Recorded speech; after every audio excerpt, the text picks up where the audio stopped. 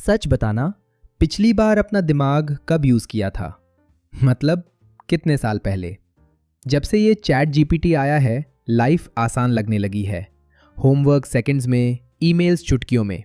हमें लगता है ये टेक्नोलॉजी बिल्कुल फ्री है, पर इंटरनेट का एक रूल है, if you are not paying for the product, you are the product.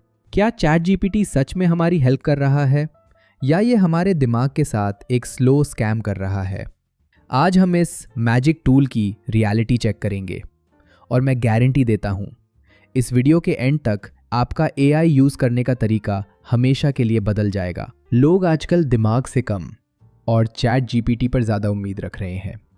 और फनी बात यह है कि जो लोग कल तक गूगल पे how to boil water search करते थे, वो आज बोल रहे हैं, भाई फ्यूचर में सोचने की ज़रूरत ही नहीं पड़ेगी।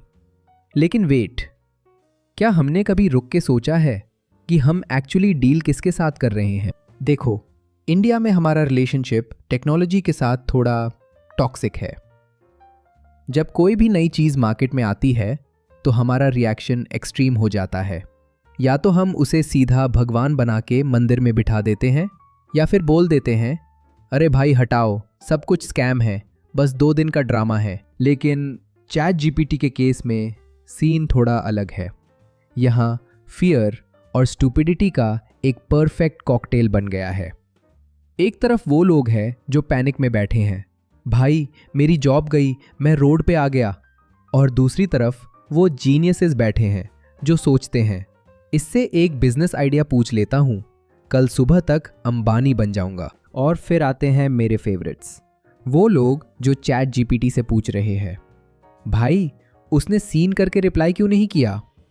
एक्चुअली भाई मेरे साथ भी ऐसा बहुत बार हुआ है। पर देखो, अगर एआई को तुम्हारी लव लाइफ सॉल्व करनी पड़ रही है तो ट्रस्ट मी, प्रॉब्लम एआई में नहीं है, प्रॉब्लम हम में है। मुझे तो पहले ही शक था मुझ पे, लेकिन एग्जैक्टली यहीं पे हम एक बहुत बड़ी गलती कर रहे हैं। हमने एक टूल को इंसान समझ लिया है।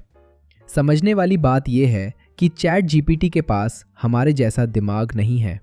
ना उसे बुरा लगता है, ना उसके पास इमोशंस है, ना उसे खुशी होती है। वो बस एक बहुत इंटेलिजेंट बच्चा है जिसने पूरी इंटरनेट की लाइब्रेरी घोल के चाय में पी ली है। वो डेटा उठाता है, मिक्स करता है और तुम्हें परोस देता है। लेकिन असली खतरा ये नहीं है कि वो गलत हो सकता है। असली खतरा ये है कि जब वो गलत होता है तब वो सबसे ज़्यादा कॉन्फिडेंट होता है। और हम इंडियंस की प्रॉब्लम पता है क्या है? हमें कॉन्फिडेंस पसंद है।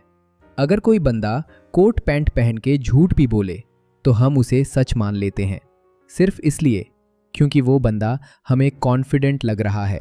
तो जब चैट जीपीटी पूरे कॉन्फिडेंस के साथ गलत आंसर भी देता है तो हमारा दिमाग सवाल नहीं करता।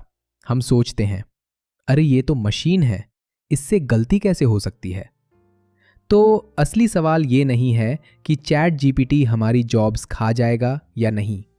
असली प्रॉब्लम तो ये है कि हमें शॉर्टकट मिल गया है, सोचने का शॉर्टकट, मेहनत बचाने का शॉर्टकट, यहाँ तक कि लव स्टोरी में रिप्लाई करने का भी शॉर्टकट।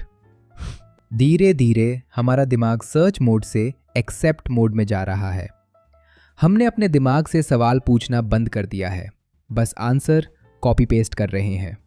चैट जीपीटी स्मार्ट है, नो डाउट, शायद हमसे भी ज़्यादा स्मार्ट, लेकिन वो सिर्फ जवाब दे सकता है, फैसला नहीं ले सकता। तो अगली बार लाइफ का कोई बड़ा डिसीजन लेने से पहले थोड़ा अपने दिमाग का पासवर्ड भी याद कर लेना। बस इतना समझ लो, चैट जीपीटी ना तो स्कैम है, ना ही भगवान। वो बस एक टूल है, और टूल्स को समझना ज़रूरी होता है। बाकी वीडियो अच्छी थी या नहीं, ये चैट जीपीटी से मत पूछना, कमेंट में बताना। चलो बाय।